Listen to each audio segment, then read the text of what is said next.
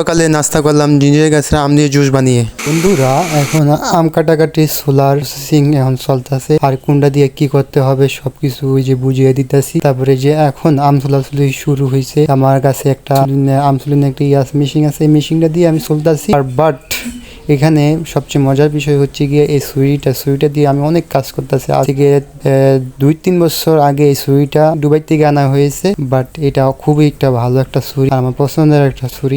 এখন আমি আমাদের গাছের খাঁটি আম দিয়ে জুস বানাইতেছি। আর বিশেষ করে এখানে যে এখানে চিনি দিতে হবে, চিনি দিব, আর একটু চিনি দিব, একটু পানি দিব, পানি দেওয়ার পরে তারপর ব্লেন্ডার করব। ব্লেন্ডার করার পরে মোটামুটি আমার জুস হয়ে যাবে। এখন এই যে ব্লেন্ডার হইতেছে, আর এখন এই যে আমার ব্লেন্ডার হয়ে জুস হয়ে গেছে। এখন আমি গ্লাসে ঢাললাম, ঢালার পরে আমি একটু বাইরে নিয়ে আসলাম, দেখি প্রাকৃতিকের সাথে একটু মিলে কিনা। হ্যাঁ, অবশ্যই মিলবে না কেন, এটা আমাদের গাছের আম, খাঁটি, একবারে খাঁটি আম। তাই এখানে আমি নিয়ে আসলাম একটু বাইরে একটু দেখার জন্য।